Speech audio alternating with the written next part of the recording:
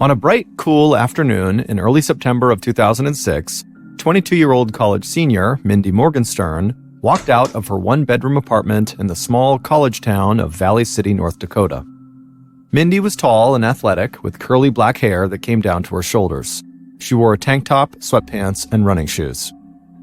Mindy felt the sun beat down on her face as she carried her 2 empty laundry baskets down the steps outside of her second-floor apartment to the apartment complex's laundry room on the first floor. As Mindy got close to the laundry room, she heard 2 of the dryers buzzing. Mindy smiled. She'd clearly timed her trip perfectly. Mindy stepped into the cramped laundry room, pulled her clothes out of each dryer, and piled them into the baskets. Then she headed back towards her apartment. Mindy passed a young couple on the steps, and so she said hello and smiled. It was a pretty small apartment complex, and so Mindy made sure to be friendly to everyone she ran into there.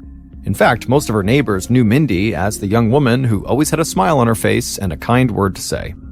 The couple said hello back to Mindy and smiled as well, and then Mindy continued the walk back up to her apartment. Mindy grabbed her key from her pocket and she tried to unlock the door, but she was really struggling to balance the laundry baskets in her arms as she tried to do this. At the same time, Mindy heard a voice behind her, and her neighbor, Mo Gibbs, swooped in and grabbed one of the baskets before it fell out of Mindy's arms. Mindy laughed at herself and then got the door open. She took the basket from Mo, thanked him for his help, and she went inside. Mindy put the baskets on the floor and pushed them up against the wall in the entryway. She knew she should probably just put her clothes away now, but she had some studying she wanted to finish first. So Mindy walked into the living room and sat down on the couch. She reached over and grabbed a pen and a notebook from the coffee table, leaned back on the couch, and started reading through some notes on sports medicine that she'd taken for her class. In high school, Mindy had been a basketball star, and she had dreamed of playing in college and maybe even professionally in the WNBA someday. But not long after her high school graduation, Mindy had unfortunately been diagnosed with multiple sclerosis. Multiple sclerosis, or MS for short, is a chronic disease of the central nervous system that can affect a person's vision and movement and can cause fatigue and loss of balance. Since her diagnosis, Mindy had been doing well with treatment and medication, but the disease had forced her to give up playing basketball competitively. But as crushing as that was, Mindy had never let it get her down. She was a religious person who believed God had a plan for everybody, and so she had told herself that being a professional athlete just wasn't part of God's plan for her. But still, Mindy did love sports, and so she wanted to find another way to connect with athletics without actually participating in them. So she had spent her time in college studying to become a physical therapist someday, and she had also started working as an assistant coach for a high school basketball team in the area. In her living room, Mindy was going over her notes when her phone buzzed in her pocket. She put her notes down, grabbed her flip phone, and looked at the caller's number on the small digital display. Mindy took a deep breath. She really didn't want to talk to the person who was calling, but she thought it was rude not to answer. So, feeling resigned, she flipped open the phone and said hello, and she heard the voice of a man in his mid-50s on the other line. And before Mindy could get a word in after saying hello, the man said how excited he was that he'd caught her when she wasn't busy. The man on the other line was Rodney Kuznia, the father of Mindy's ex-boyfriend. Mindy and Rodney's son had broken up over a year ago, but when they were together, it had been very serious. Mindy had even thought they'd get married someday. But her boyfriend had moved to another city for college, and he had gotten tired of being in a long-distance relationship. So he had broken up with Mindy and stopped talking to her. But his father, Rodney, had stayed in Mindy's life.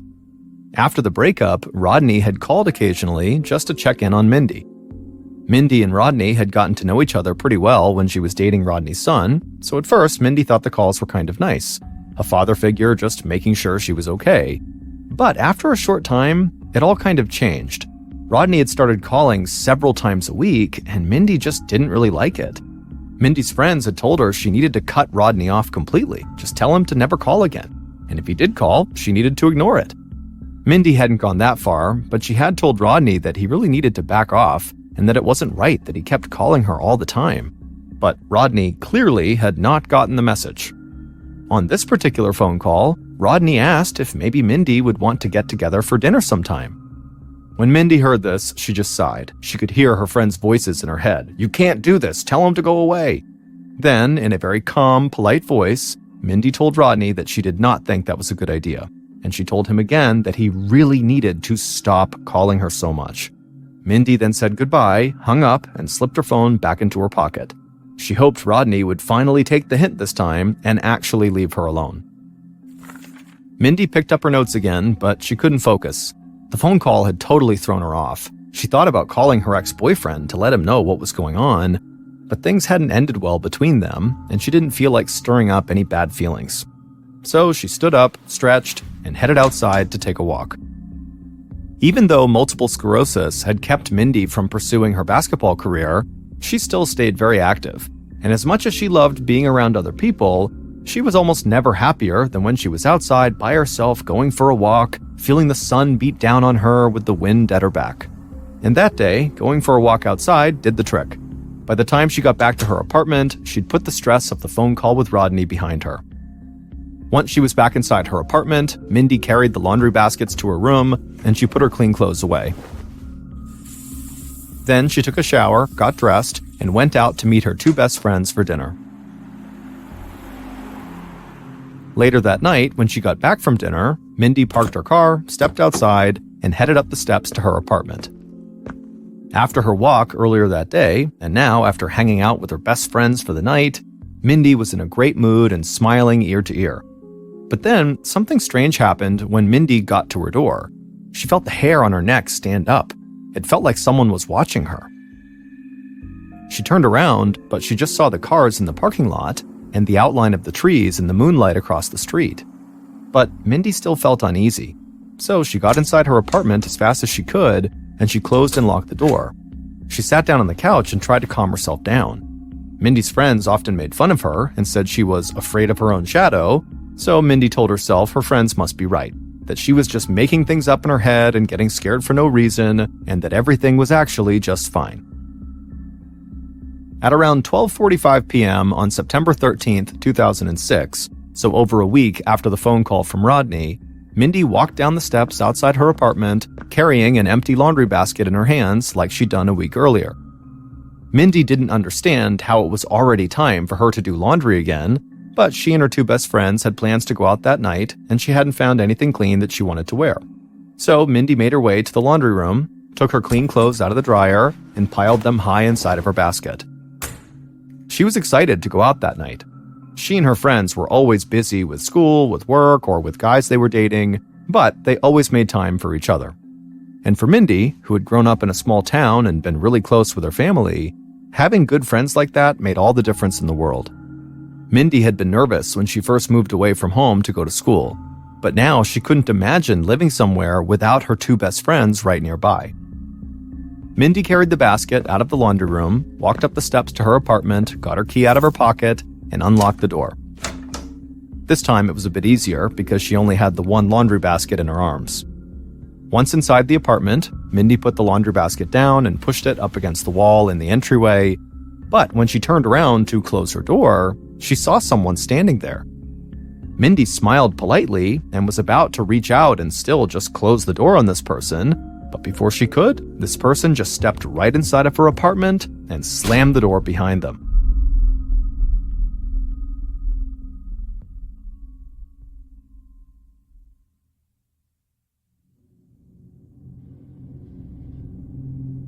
Over an hour later, so at about 2 p.m. that day, Mindy's neighbor, Mo Gibbs, the guy who had helped her get inside of her apartment the week earlier, he stepped out of his apartment carrying a large moving box in his arms.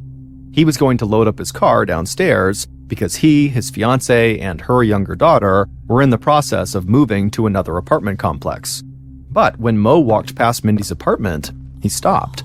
The scent of a cleaning product or disinfectant hit him really hard, like somebody had poured out a bunch of Pine Sol nearby. But regardless, Mo just walked past her door and made his way downstairs to the parking lot. And for the rest of the day, other residents of this complex noticed that same really intense chemical smell coming out of Mindy's apartment, but nobody thought it was anything to worry about. Then, at about 9 p.m., so roughly 7 hours after Mo had passed by the door and first noticed that smell, Mindy's two best friends pulled into the parking lot of Mindy's apartment complex. They had been trying to get a hold of Mindy for a while because they had thought she was going to meet them at a bar that night. But when Mindy never showed, and when she didn't answer her phone, they started to get worried because Mindy always answered her phone. One of Mindy's friends opened the passenger side door, stepped outside, walked through the parking lot, and went up the steps towards Mindy's apartment. But she stopped cold about halfway up because she was hit with that really intense smell that smelled like pine sol. Mindy's friend figured the apartment management must be cleaning the floors or something, so she just kind of shook off the smell and continued walking up to Mindy's door. When she got there, she knocked, but Mindy didn't answer. So the friend banged harder on the door, but still, no one came to the door. Then she grabbed the doorknob and she felt it turn in her hand. The door was unlocked. And that seemed really weird because, as a young woman living alone, Mindy was hyper-vigilant and always made sure to lock her door. And so with a lot of apprehension, Mindy's friend opened the door and stepped inside, but immediately they stopped because there was something on the ground that made them scream. The friend fumbled for their phone, pulled it out, dialed 911, and then they turned around to run back outside, go downstairs, and tell their friend in the car what they had just seen, but the friend was blocked by a man standing in Mindy's doorway, and suddenly Mindy's friend was screaming even louder. Minutes after Mindy's friend had called 911, Sergeant Dave Swenson of the Valley City Police Department was sitting on his couch watching TV when his phone rang. Swenson glanced down and saw it was the police dispatch. He turned off the TV and answered the phone. On the other line, the dispatcher said they'd just gotten a call from a young woman who was screaming and very upset about something that had happened to her friend. She was so upset that the dispatcher wasn't exactly sure what had even taken place, but the young woman had said something about a strangling. The dispatcher gave Swenson the address of the incident, and he checked and saw it was an apartment complex only about a block from Swenson's house. So he said he'd be over there in a minute and hung up the phone. Swenson was young and was an active part of the small Valley City community. So as he made the short drive down the street, he worried about the young woman who had made the 911 call. It was pretty rare in Valley City for the police to get distraught calls like that. Swenson pulled his car into the apartment parking lot, and he saw two women in their early 20s running towards him and a man pacing back and forth a few feet behind them. Swenson parked his car and stepped outside. The lot was pretty dark, but he could still tell that both women coming towards him had obviously been crying. When the women reached him, Swenson introduced himself, and then one of the women told him something terrible had happened up in her friend's apartment. Swenson told the women to wait right there, and then he rushed past them and the man who was pacing back and forth, and he went up the steps to Mindy's apartment. He walked inside, and immediately he was hit with that smell of pine sol. Then Swenson looked down at the floor, and he saw Mindy's body, and for a second, he almost wanted to cry. Swenson knew Mindy. He had spent time on the college campus where she went to school, and he was a big supporter of the college and high school sports teams in the area, and he had often met Mindy at games. Swenson thought Mindy was one of the kindest, brightest young people he knew, and he couldn't believe what he was now looking at. Mindy was lying on her side just a few feet from the apartment's entryway. Blood covered her shirt, there was a cloth belt wrapped around her throat, and there was a knife with the handle broken off sticking out of her neck. Swenson also saw an empty pine sol bottle laying right next to her. Swenson grabbed his phone out of his pocket and called the station. He knew the small Valley City Police Department was going to need help with a violent crime like this. About 15 minutes later, Special Agents Mark Saylor and Calvin Dupree from the Bureau of Criminal Investigation pulled into the parking lot outside of Mindy's apartment. The Bureau of Criminal Investigation is a state law enforcement agency in North Dakota that aids local police departments with certain cases. Saylor and Dupree stepped out of the car and saw the flashing lights from local police cruisers that had already arrived at the scene. And they saw an officer standing with two young women and a man in the parking lot. Saylor and Dupree waved to that officer and then walked over to the group. Both of the agents were tall with broad shoulders, and they both looked very intimidating. Saylor told Mindy's two friends and the man that was with them that he and Dupree would need to ask them some questions, but it might still be a little while, so he thanked them in advance for their patience. Saylor's voice was soft and calm, a contrast to his physical appearance. Saylor and Dupree left the group and walked across the parking lot and up the steps to Mindy's apartment. They put on their gloves and went inside with the few other local officers that were already in there. Like everyone else who had been near Mindy's apartment that day, the first thing Saylor and Dupree noticed beyond Mindy's body was the strong smell of pine sol. The agents approached Mindy's body and crouched down to get a closer look. It was immediately evident to them that whoever had done this had poured pine sol all over Mindy's body and then tossed the empty bottle to the ground. They figured that the killer must have done that to try to get rid of any physical evidence they might have left behind on Mindy's body. After spending a few minutes examining the victim, Saylor and Dupree did a sweep of the small apartment. In Mindy's bedroom, they saw photos of her and her parents, and of her goofing around with her friends. There were sports trophies and ribbons, and suddenly it just hit both of the agents how young Mindy was and how happy she looked in every picture they had taken of her. It didn't take long for Saylor and Dupree to notice that really nothing in any of the rooms seemed out of place, and there was no sign of forced entry, so this did not look like a robbery to them. Not long after the agents had walked through the apartment, state forensics officers arrived. They got right to work examining blood spatter on the floor and on Mindy's body. Then Saylor and Dupree watched as one of the forensics officers examined Mindy's hands and fingers, and at some point, that officer turned and said he'd found something. Parts of Mindy's fingernails had broken, and she had scratches on her hands. The officer said that indicated that Mindy had put up a fight against her attacker. The forensics officer examined Mindy's fingernails even closer, and he was convinced there would be DNA material from the killer under Mindy's nails. So the officer ordered that Mindy's hands be treated as vital evidence from that moment moving forward.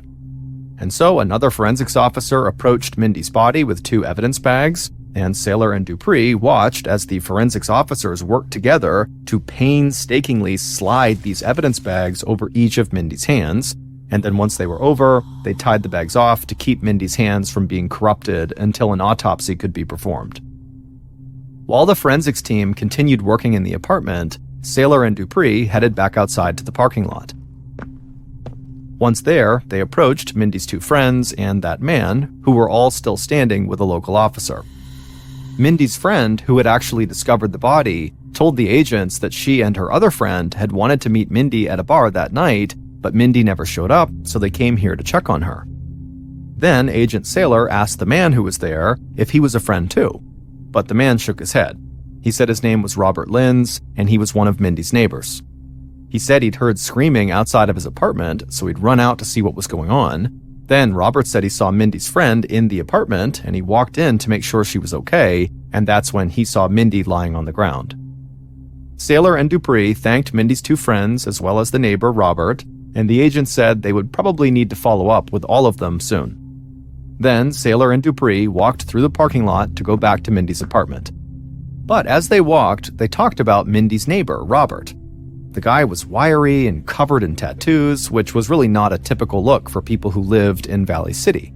But Saylor and Dupree didn't really care about Robert's tattoos. What they cared about was they had noticed multiple cuts on one of Robert's hands.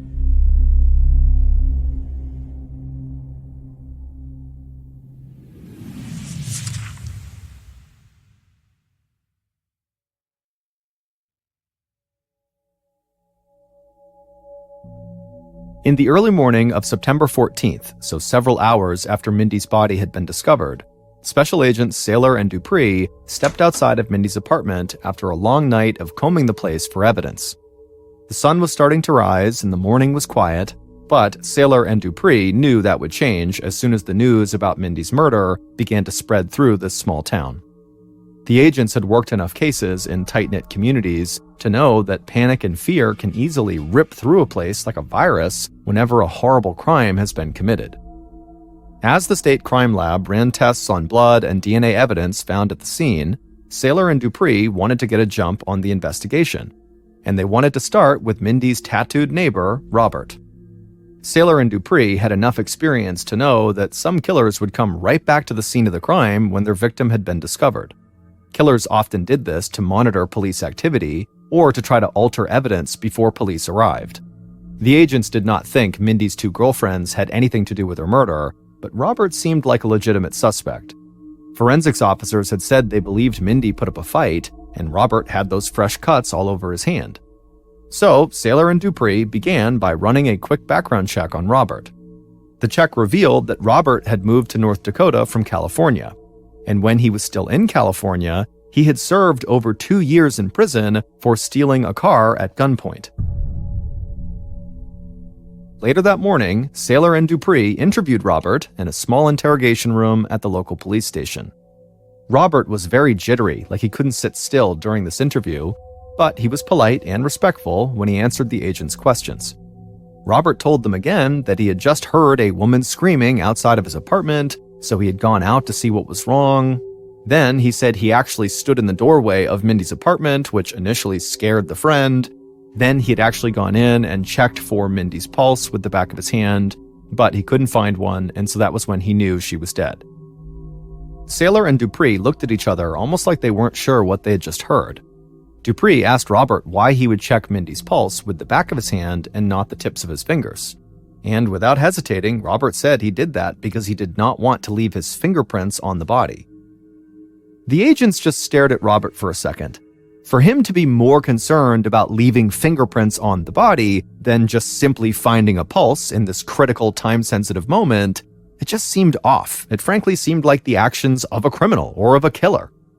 But Saylor and Dupree knew this guy had done time in prison, so there was a chance he understood if fingerprints were found on a dead body, he would automatically become a primary suspect, and the cops might not give him the benefit of the doubt. So Saylor and Dupree were not going to proclaim Robert's guilt right away, no matter how strange and suspicious his actions were. Then the agents asked Robert how he got the cuts on his hand, and Robert said he had gotten them the day before at the steel manufacturing plant where he worked. He said getting cuts like this was just part of the job. Saylor asked Robert if he would submit samples for a DNA test, and Robert said he would. Shortly after, an officer stepped into the interrogation room and swabbed the inside of Robert's mouth for the DNA sample. Then Dupree and Saylor let Robert go, but they told him not to leave Valley City because they might want to speak to him again. Later that day, officers followed up on Robert's alibi that he had been at work, and multiple people at the steel manufacturing plant said, yep, Robert had been working at the time Mindy had supposedly been murdered. But Saylor and Dupree weren't ready to write off Robert as a suspect quite yet. It was possible his friends could be lying for him, or that they simply had not seen him leave work at some point during the day. Still, Saylor and Dupree did not want to fixate on just one suspect while they were still waiting on test results from DNA samples found under Mindy's fingernails. And because there had been no sign of forced entry into Mindy's apartment, the agents thought there was a good chance Mindy had known her killer. So they focused their investigation on two groups, Mindy's friends and her neighbors.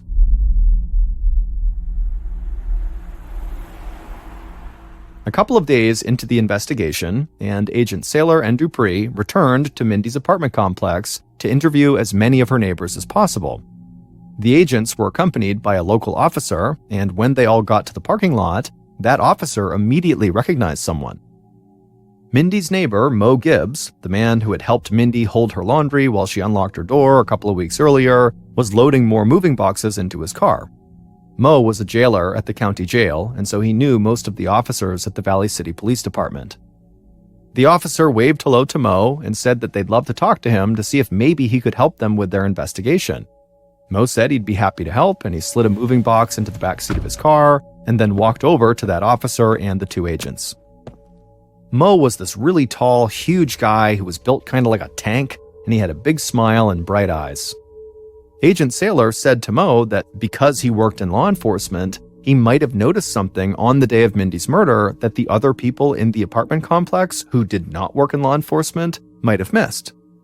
Mo nodded and thought about it for a second, and then he said the one thing he had noticed was the smell of disinfectant on the second floor of the apartment complex on the day Mindy died.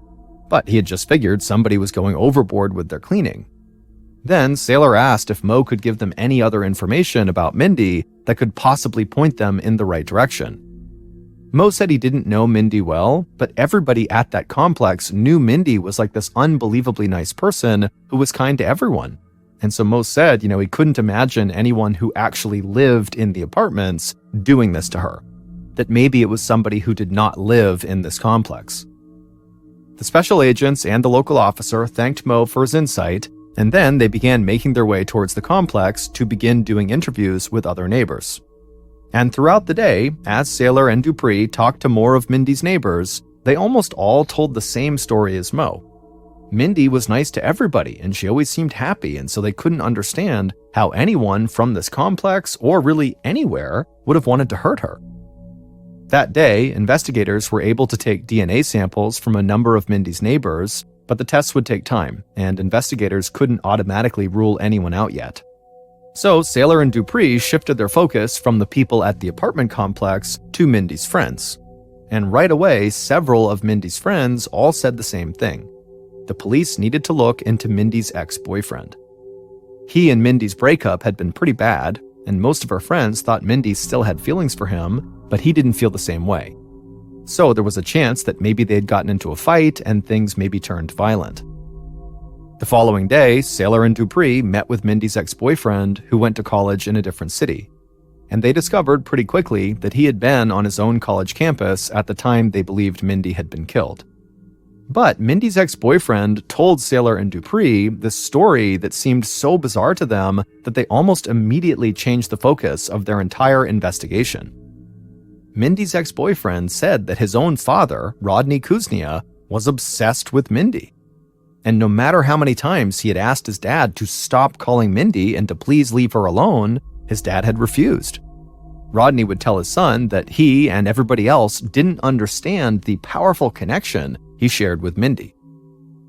Soon after talking to Mindy's ex-boyfriend, Sailor and Dupree were able to search Mindy's cell phone records, and they discovered that Rodney had called Mindy several days in a row leading up to the murder. Then they also saw that he had left Mindy multiple voicemails after she had been killed. And when they listened to those voicemails, they heard Rodney crying and saying he knew what had happened to Mindy and how he couldn't believe he had been robbed of having her in his life. And so based on those voicemails and the conversation they'd had with Mindy's ex-boyfriend, Sailor and Dupree were convinced that Rodney did have a very unhealthy obsession with the 22-year-old Mindy. They also believed Rodney was ultimately interested in having a full-blown romantic relationship with Mindy, or at the very minimum, a sexual relationship with her. And they thought, maybe if Rodney had shown up to Mindy's apartment to try to act on those desires, but Mindy denied him, that Rodney might have snapped and killed her. A few days after Mindy's murder, Agent Sailor and Dupree sat across a small table from Rodney inside of a police station interrogation room. Rodney had white hair and a white mustache that went down to his chin and looked like a horseshoe. He wore jeans, a t-shirt, and a camouflage trucker hat. From the minute Rodney sat down, he had tears in his eyes. Sailor began by asking Rodney to explain his relationship with Mindy. Rodney said he was like a father to her, but then he immediately followed that up by saying he actually loved Mindy because she reminded him so much of his wife when his wife was young. Rodney said his family did not really understand his feelings for Mindy, and they didn't really know how often he talked to her. He said if they did, they would be even angrier with him than they already were. Sailor and Dupree just sat there with stunned looks on their faces. They had seen plenty of older men who were interested in younger women, but there was something about Rodney that just seemed totally different to them. And neither of them could tell if this guy was putting on some elaborate act to cover up what he did, or if he was really paralyzed with grief. Then Rodney looked up at the agents with his red eyes and said, quote, "God picked a beautiful flower," end quote. And then Rodney started crying even more. Sailor and Dupree kept looking over at each other, wondering if maybe one of them should step forward and kind of calm Rodney down and get him to talk again, but neither of them wanted to stop Rodney in fear he might suddenly admit something because of how upset he was. And so Sailor and Dupree just kind of sat there and let Rodney cry. Finally, Rodney would collect himself and he would sit up straight and wipe the tears from his eyes, and then Sailor asked him where he had been on the day of Mindy's murder. and Rodney said he had been working on his farm with one of his sons. Saylor asked Rodney if he would submit a DNA sample for testing, and Rodney said he would. So, after an officer had swabbed Rodney's mouth for samples, Saylor and Dupree decided to let him go, at least until they got the DNA test results back and they had looked into his alibi. Rodney stood up in the interrogation room, he hugged the agents, and walked out. The interview with Rodney proved to be one of the strangest that Saylor and Dupree had ever conducted. But despite being totally unsure if Rodney really was just sad or was involved, he now was the leading suspect, along with Mindy's neighbor, Robert, who had checked Mindy's pulse with the back of his hand. But the investigators wanted the results of both men's DNA tests before they'd be willing to make an arrest. So in the meantime, they continued to dig into their suspects' alibis to see if they could find any flaws and maybe catch a clear break in the case. On September 19, 2006, so 6 days after Mindy's murder, almost 500 people gathered in a local high school gym for Mindy's memorial service. Mindy's parents had planned to have the service in their church, where Mindy had spent so much time when she was younger, but there had been such a large public outpouring for Mindy that her parents knew the church would not be big enough to hold everyone who wanted to pay their respects. In the high school gym, Mindy's friends talked about what a light in the world Mindy had been, how she was that rare kind of person who dedicated herself to spreading joy and making other people's lives better. And Mindy's parents urged people to remember Mindy as the happy, kind, beautiful young woman she had been. It was still less than a week after Mindy's murder, but in the days leading up to the memorial service, pressure had really started to mount on the investigation. Local residents called into the police station wanting to know if it was safe for them to leave their houses and just walk the streets of Valley City. Saylor and Dupree understood their concerns. An unsolved murder in a small town often convinced people that they could be the next victim, but Saylor and Dupree felt like they were getting close to finding Mindy's killer. Mindy's ex-boyfriend's father, Rodney, had been obsessed with her, and obsession was definitely a viable motive. Then there was her neighbor, Robert, who had gone out of his way not to leave fingerprints at the scene. And so Saylor and Dupree were almost certain that when the DNA test results came in, those results would lead them right to Rodney or Robert. On September 20th, the day after Mindy's memorial service, Agent Saylor received a call while he and Dupree were meeting with the investigative team at the Valley City Police Station. Saylor picked up his phone, and someone from the state crime lab told him that they had the results back from several of the DNA tests that were taken during the investigation. And one of those samples matched the DNA samples taken from under Mindy's fingernails. And it turned out those DNA samples belonged to someone who already had a criminal record. Saylor hung up the phone and told Dupree what he just heard. Then the agents thanked the local officers on the investigative team for all their hard work, and Saylor said they now knew who had killed Mindy.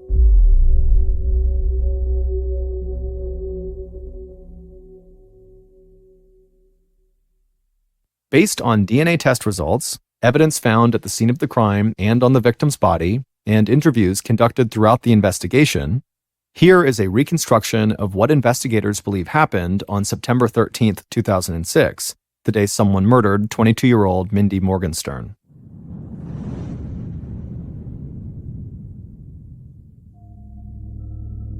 At 12:45 p.m. that day, the killer watched Mindy pull her clean clothes out of the dryer inside of her apartment complex's laundry room. The killer thought about going up and speaking to Mindy, but ultimately they decided it would be better if they surprised her.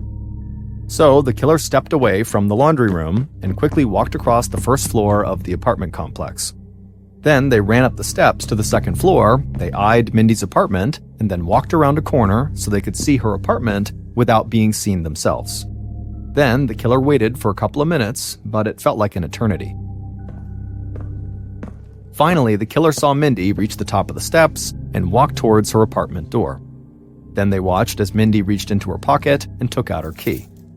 At this point, the killer quickly moved from their hiding spot around the corner and walked toward Mindy's front door. And they were only a few feet away when Mindy stepped inside and pushed the laundry basket up against the wall. The killer stepped right into Mindy's doorway, and when Mindy turned around to close and lock the door, the killer just stood there smiling. Mindy smiled back, but before Mindy could say anything, the killer grabbed her by the shoulders and shoved her back into the entryway. Then the killer stepped inside her apartment and slammed the door, trapping both of them inside. The killer moved in on Mindy, but Mindy lunged at the killer. Mindy was fast and strong, and she thrashed at the killer, but the killer was able to get a hold of Mindy and wrap their arms around her and throw her hard to the floor. Mindy lay there for a second stunned, and as she did, the killer glanced around the room and saw a cloth belt near the pile of clothes in the laundry basket. Without thinking, the killer grabbed the belt and then crouched over Mindy, and before Mindy could try to get to her feet, the killer began wrapping the belt around Mindy's throat, and they began tightening their grip.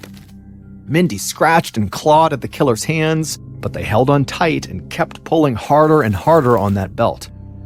Mindy gasped for air over and over again until she couldn't anymore, and then finally the killer loosened their grip, and Mindy collapsed fully on the floor and stopped fighting. But the killer could still hear Mindy wheezing. She was alive. And the killer knew they had already been in the apartment much longer than they had planned. So the killer left Mindy struggling to catch her breath on the floor, with the belt still wrapped around her neck, and they rushed into the kitchen. They began pulling open all the drawers until they found a large, sharp kitchen knife. Then the killer took that knife and marched back to where Mindy was still on the floor. The killer crouched down again, grabbed Mindy by the hair, tilted her head back, put the blade just above where the belt was wrapped around her, and slit Mindy's throat. Afterwards, the killer jabbed the knife deep into Mindy's neck. Blood poured down Mindy's neck and onto her shirt and arms, and then Mindy died.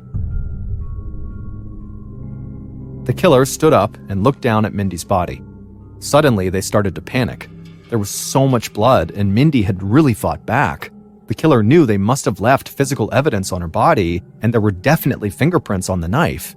So the killer darted back into the kitchen and threw open the cabinets under the sink. And there, they found a pair of rubber cleaning gloves and a bottle of Pine Sol. The killer put on the gloves, grabbed the bottle that was almost full, and went back to Mindy's body. The killer put the bottle down on the floor, then they gripped the knife handle sticking out of Mindy's neck in one hand, and then braced the other hand against Mindy's shoulder, and they broke off the knife handle. Then they pocketed the handle and grabbed the bottle of Pine Sol.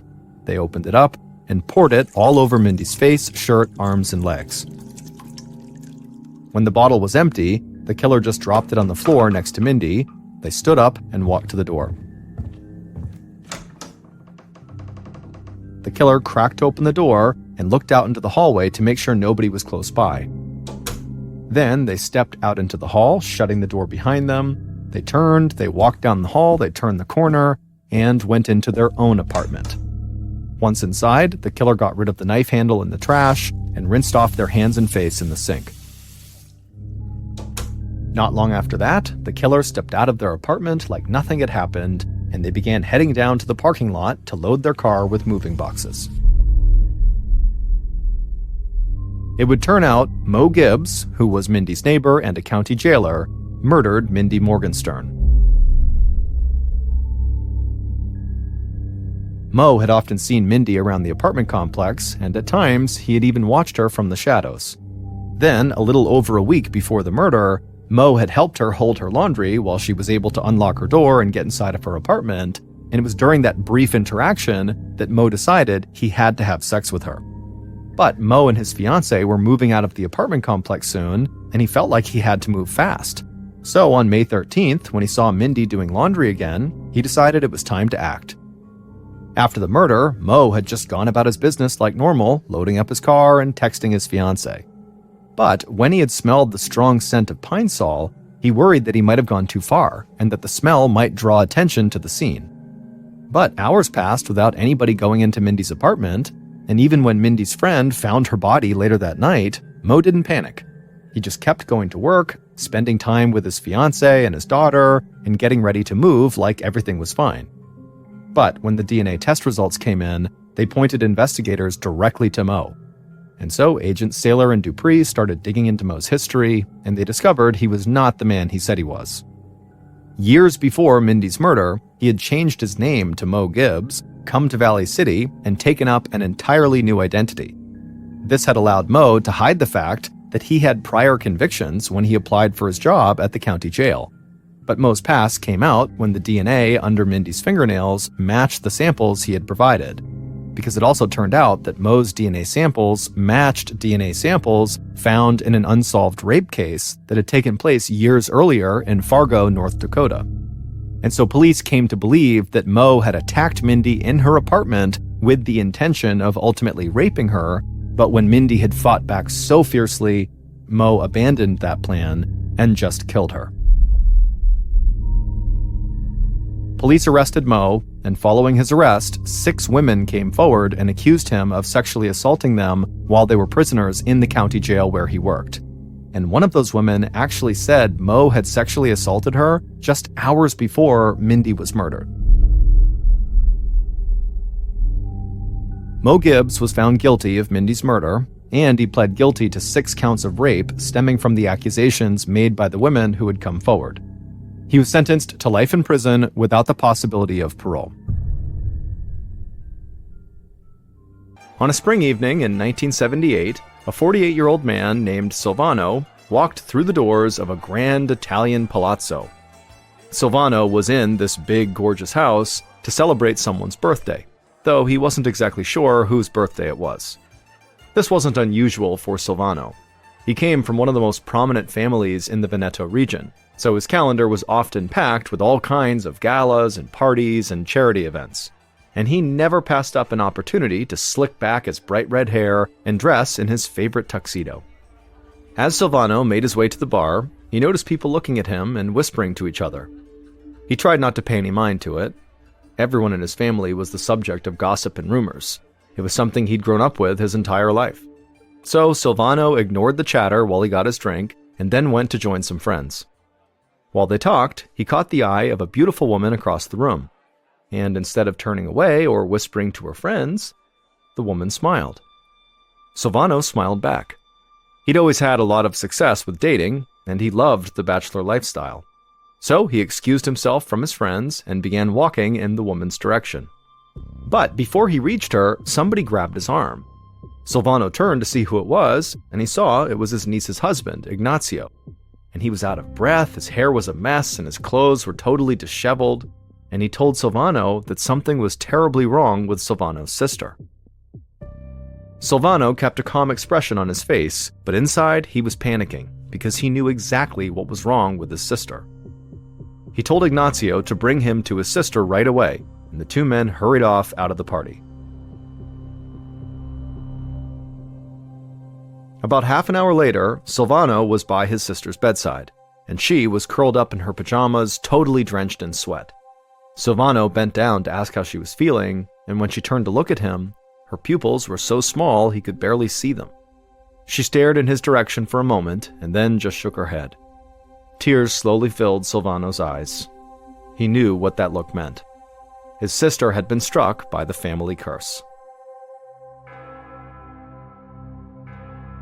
A few months later, in early 1979, Silvano and the rest of his family stood at his sister's grave for her funeral.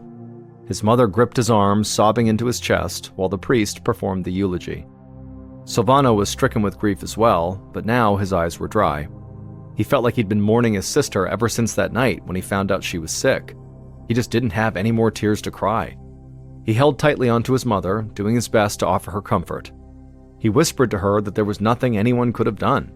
After all, nobody survives the family curse. At this, Silvano's mother snapped her head up, glaring at him with red-rimmed eyes. She hissed at him to never speak of that again.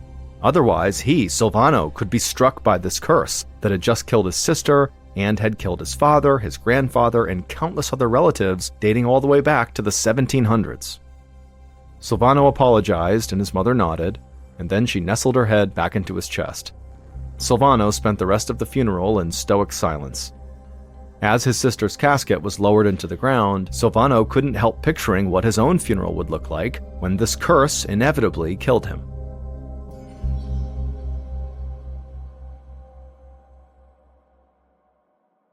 After his sister died, Silvano threw himself completely into his work.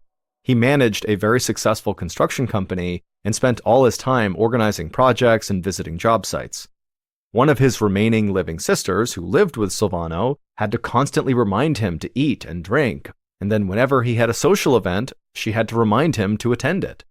For the next few years, that was what Silvano's life was like. Basically work 24/7. But by 1983, 4 years after his sister had died, Silvano was completely exhausted. He knew he needed a break. So that summer, he decided to surprise his mother with a cruise on the Mediterranean Sea.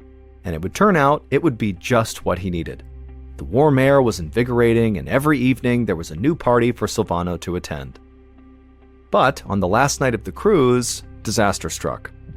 Silvano was dancing with his mother when he suddenly felt overheated. He could feel his skin sticking to the shirt underneath his tuxedo jacket.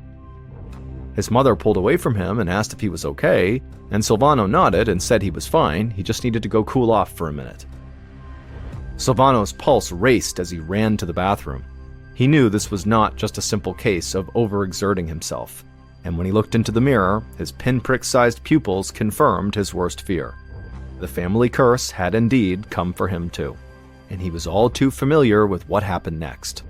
First, he would stop being able to sleep, his mind would begin to deteriorate, and he'd lose his grip on reality, and then shortly after that, he'd be dead.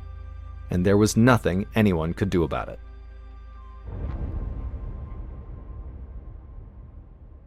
After the cruise was over, Silvano considered telling his mother and sister that he very likely had been afflicted by the family curse, but ultimately he decided against it. There was nothing they could do to stop this curse from killing him, and so he just didn't want them to worry. But it was very difficult for Silvano to hide his symptoms from his family, especially his sister who lived with him. He kept having to change clothes because he sweated through them so quickly.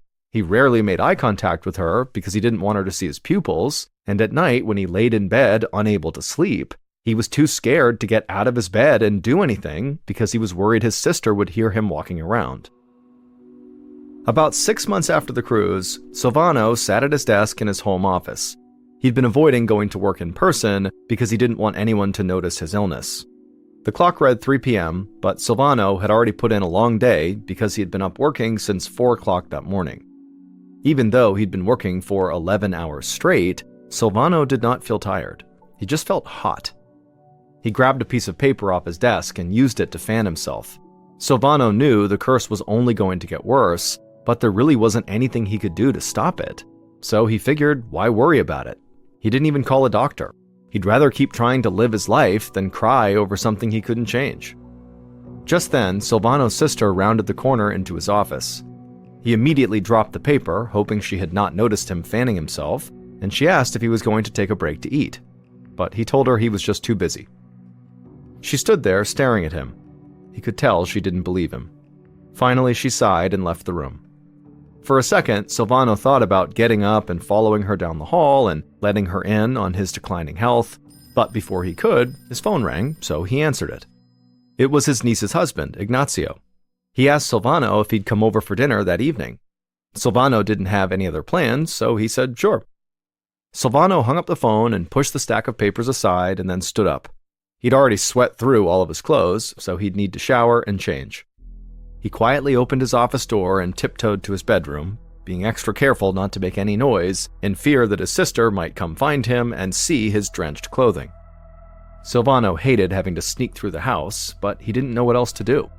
He promised himself that he would tell his sister what was going on as soon as he could find the right words. That evening, Silvano arrived at Ignacio and his niece Elisabeta's house with his red hair neatly brushed and a pocket square tucked into his suit. Silvano shook Ignacio's hand and gave Elisabeta a hug. He kept a smile on his face, but as he did, he worried they would see how sweaty he already was. As they led him down the hallway to the kitchen, Silvano caught a glimpse of himself in the mirror, and he looked terrible. He'd done everything he could to clean up, but there was just no hiding the sweat on his brow or the dark circles under his eyes or his tiny, tiny pupils.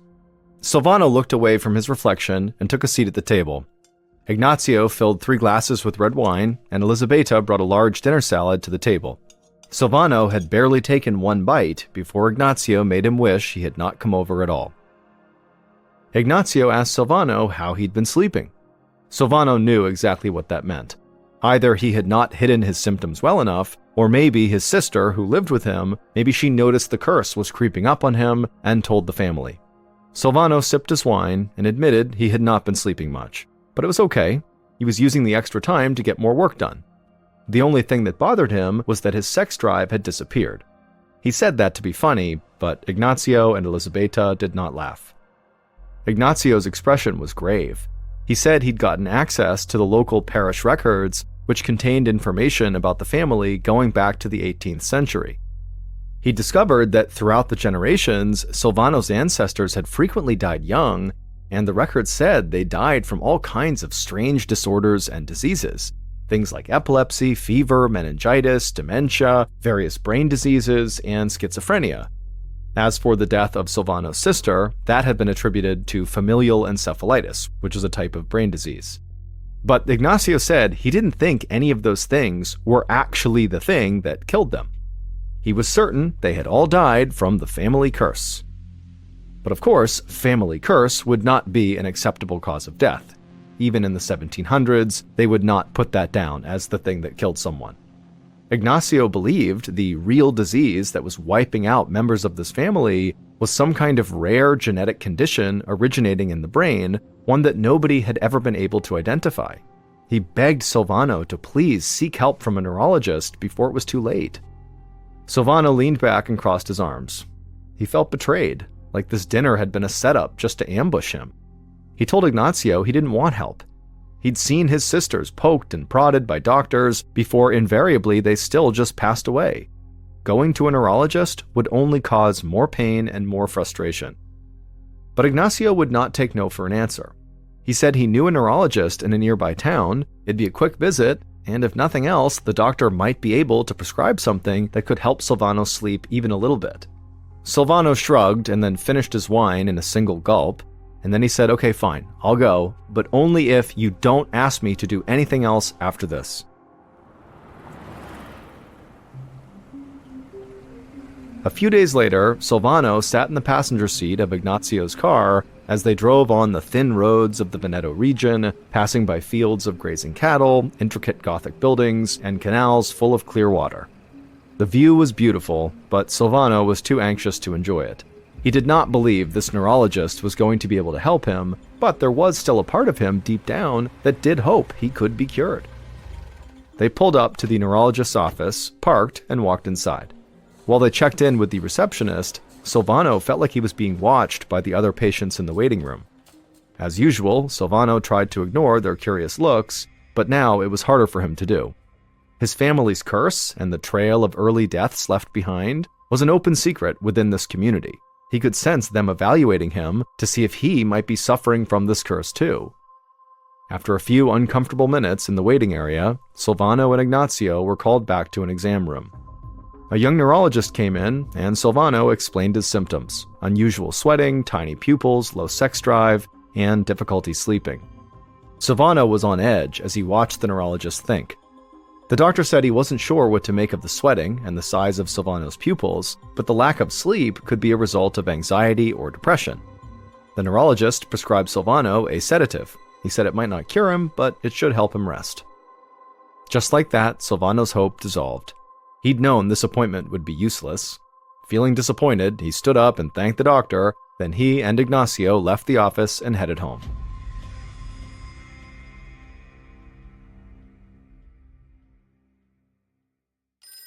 The next evening, Ignacio was in his bed with his wife when his phone rang. He pushed the covers back and walked to the receiver, and when he picked it up, he heard Silvano's sister's frantic voice on the other end. She told Ignacio to come over quickly, then the line went dead. Ignacio figured this must have something to do with Silvano and the family curse, so he rushed to his car and sped over to his uncle-in-law's house. When he got there, he flung open the door and raced inside. Silvano's sister was right inside the house in the entryway, and her eyes were wide as she watched her brother, Silvano, who was right across from her at the base of the stairs. Silvano wore black silk pajamas that were totally drenched in sweat, and he was hunched over slightly, moving his arms like he was trying to pick up objects and move them, except his hands were empty. It was like he wasn't even aware of what he was doing or aware of anyone else in the room. Silvano's sister whispered to Ignacio that she'd heard a commotion in Silvano's room, and when she went to investigate, she saw Silvano sitting up in bed doing this weird military-style salute. And then without a word, he'd just gotten up, walked right past her, and marched down the stairs. And so Silvano's sister had no idea what was happening or what to do. Ignacio reassured her that probably Silvano was just sleepwalking and so was not in any sort of danger. Then Ignacio walked over to his uncle-in-law and he kind of shook his shoulder, at which point Silvano woke up, acted very confused, and then said he'd been dreaming about packing a suitcase. Ignacio glanced from Silvano to Silvano's sister, and then he told both of them that, it seems like the sedative Silvano is taking is probably leading to sleepwalking. And so because sleepwalking can be quite hazardous, it's probably best that Silvano stop taking the sedative. Ignacio was naturally very worried about Silvano. Even though the first neurologist really had not worked out at all, Ignacio felt even more determined to find someone who could maybe help Silvano get better. But while Ignacio looked for another doctor, Silvano's symptoms just got worse and worse. He had not been sleeping well for months, and the exhaustion was totally getting to him. In March of 1984, so about a month after the sleepwalking episode, Silvano tried to go into the office to work. He wore cool, comfortable clothing and acted like everything was perfectly normal. But when one of his employees asked him a very simple question, it was like Silvano's brain couldn't process it, and so he literally couldn't answer. And then later, when Silvano tried to just write his name on a document, his hands were so shaky that his signature looked totally wrong. And a few times he tried to speak to his colleagues, and the words came out slurred and totally incoherent.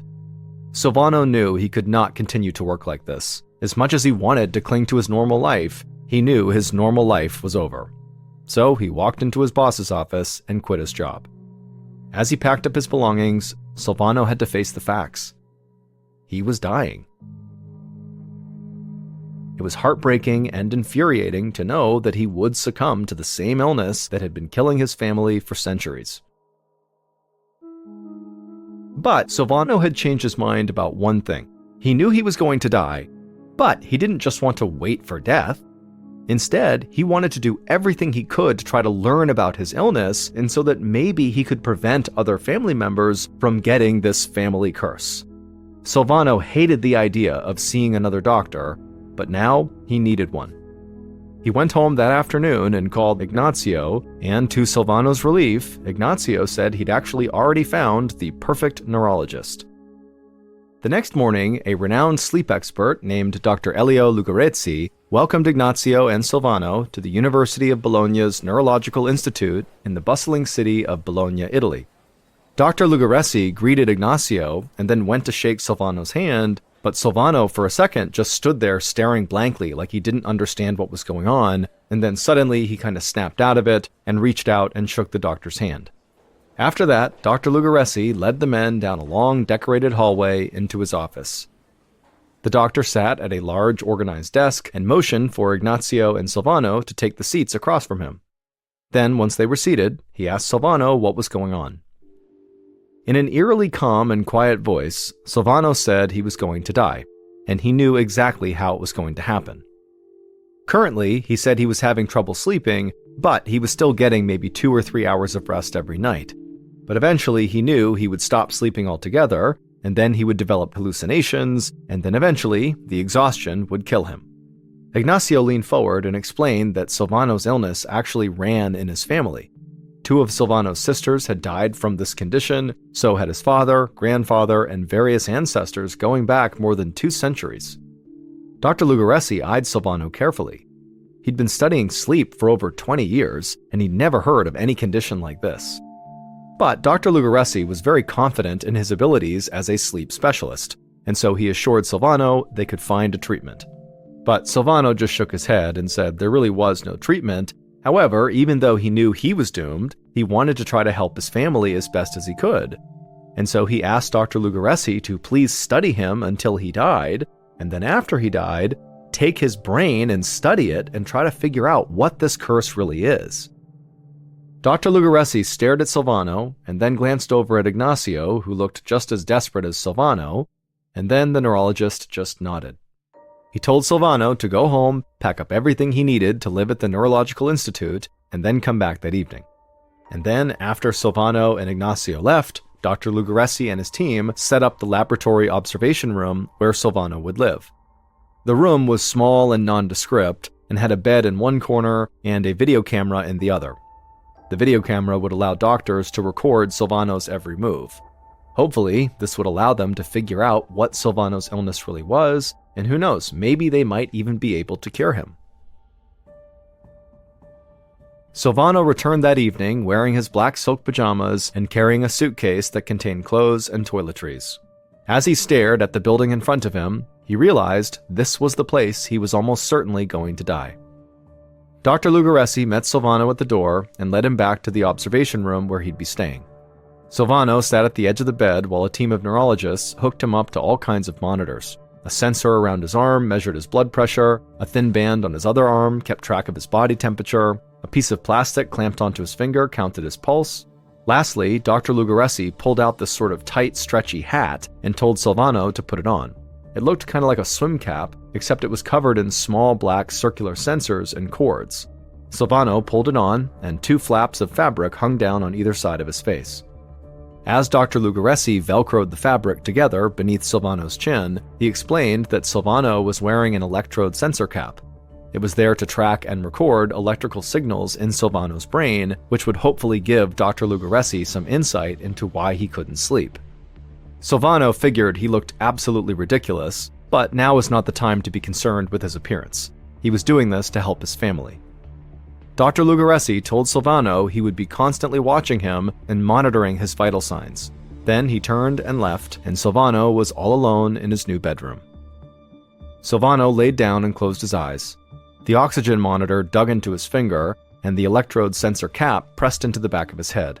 He couldn't get comfortable, especially when he knew a camera was watching him. But it didn't really matter. Whether Silvano was here or at home, he didn't think he was going to get any sleep. So he laid on the bed and stared up at the tile ceiling. But the longer he looked, the fuzzier his vision got. And then the seemingly random patterns on the ceiling tiles started to morph and shift into shapes and faces. Silvano knew he was hallucinating, which came with the family curse, but he couldn't do anything about it, so he decided he would just enjoy the show. From outside the room, Dr. Lugaresi watched a screen that showed data from Silvano's monitors. On the screen, a series of lines spiked, dipped, and flattened out, depending on the electrical signals in Silvano's brain. Dr. Lugaresi watched the screen, getting more and more confused. The data from Silvano's brain did not look like anything he had ever seen before. People typically had one electrical pattern when they were awake, and another quite different pattern when they were sleeping. But Silvano's results didn't match either of them. He was in some kind of in-between state, not awake, but not asleep. Dr. Lugaresi watched through the window as Silvano moved his arms up and down over his head. It looked like he was going through the motions of combing his hair, except his hands were empty and his head was totally covered in wires. Whatever was going on, it was not typical sleepwalking. Silvano would eventually fall asleep, but only for an hour. When he woke up, Dr. Lugaresi checked his various monitors. Silvano's body temperature was abnormally high, his breathing was irregular, and his heart rate was erratic. Dr. Lugaresi glanced at his colleagues, and they looked just as confused as he felt. Dr. Lugaresi didn't know what any of these symptoms meant or how they might be related. He realized that solving this mystery might be a lot harder than he'd anticipated. One morning, about a month into his stay at the Neurological Institute, Silvano sat upright in bed, staring into space. Over the past few weeks, his mind had begun to deteriorate. He spent almost all of his time in that in-between state where he wasn't quite sleeping or quite awake. Without regular sleep, every day kind of bled into the next one, and so Silvano lost track of time. He would look around the hospital room to try to ground himself to figure out what was going on, but he couldn't get his eyes to focus. Sometimes Silvano was vaguely aware of Dr. Lugaresi asking him some questions, but the doctor's voice sounded garbled and far away. That morning, as he sat awake staring at nothing, Silvano actually started to feel tired. And just as he thought he was finally going to get a little bit of sleep, his head just jerked right back up. And then he felt tired, and so he started to drift off, but then again, his head snapped back up. It was like his body was actively rejecting sleep. Frustrated, Silvano pushed himself out of bed with his weak, shaky arms, and then he just began shuffling around the room with no idea where he was trying to go or what he was trying to do. It took all of his strength to put one foot in front of the other, but it was better than trying to sleep unsuccessfully. As Dr. Lugaresi watched Silvano pace around in his room, the doctor decided he had to do something to help. He went into the room and gently led Silvano back over to his bed, and then once he was sitting down, he injected him with a sedative. And as soon as he did, Silvano's pulse and blood pressure plummeted. He almost stopped breathing. Dr. Lugaresi's stomach dropped. The sedatives had sent Silvano into a coma. Panicked, he administered more medications to undo the effect of the sedative, and these medications did bring Silvano out of the coma and put him back into that kind of trance-like state he was in. Dr. Lugaresi didn't know what to do. Silvano had always told him that there was no cure for this family curse, but Dr. Lugaresi had really wanted to prove him wrong. But now, after a month of monitoring Silvano, the doctor still could not give him a proper diagnosis, let alone help him get better. Dr. Lugaresi was really starting to feel helpless. Another month later, Dr. Lugaresi sat next to Silvano's bedside. Silvano was practically comatose, a totally blank expression on his face, until out of nowhere, he wrapped his arms around his legs and started screaming as loud as he could. To Dr. Lugaresi, it was like all of Silvano's pent-up pain and frustration was now finally just coming out. The worst part was, this seemed to be the last bit of energy left in Silvano. Over the next few weeks, Dr. Lugaresi watched as Silvano became less and less aware of the world around him. He quit eating, he quit moving, and so Dr. Lugaresi knew Silvano was dying, and there was nothing he could do to stop it. Silvano passed away in the laboratory observation room. Just as he'd predicted, he died 9 months after that night on the cruise ship when he first noticed symptoms of the family curse developing. Dr. Lugaresi kept the promise he'd made to Silvano. Immediately after he died, a pathologist removed Silvano's brain, and it was shipped to a neurological specialist in America.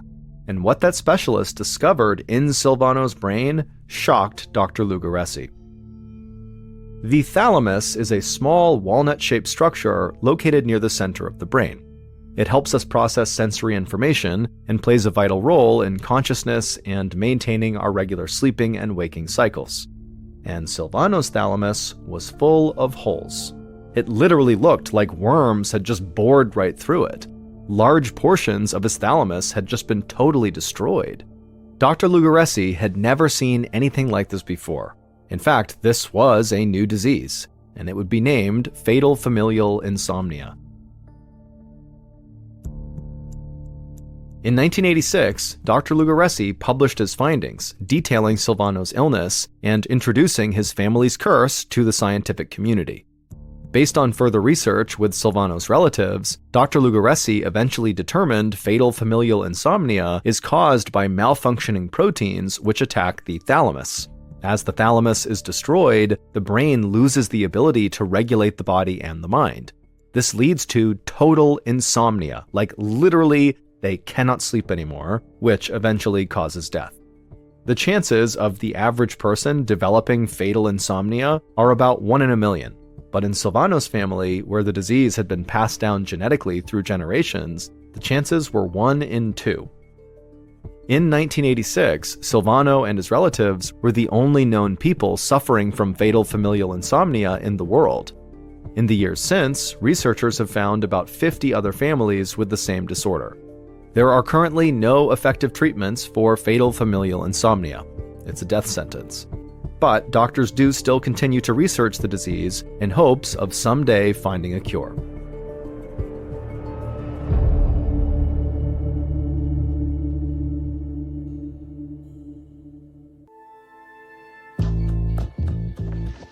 From Ballen Studios and Wondery, this is MrBallen's Medical Mysteries, hosted by me, Mr. Ballen. A quick note about our stories. We use aliases sometimes because we don't know the names of the real people in the story. And also, in most cases, we can't know exactly what was said, but everything is based on a lot of research. And a reminder, the content in this episode is not intended to be a substitute for professional medical advice, diagnosis, or treatment. This episode was written by Karis Allen Posh Cooper. Our editor is Heather Dundas. Sound design is by Andre Plus. Coordinating producer is Sophia Martins. Our senior producer is Alex Benedon. Our associate producers and researchers are Sarah Vitak and Teja Palakonda. Fact-checking was done by Bennett Logan. For Ballen Studios, our head of production is Zach Levitt. Script editing is by Scott Allen.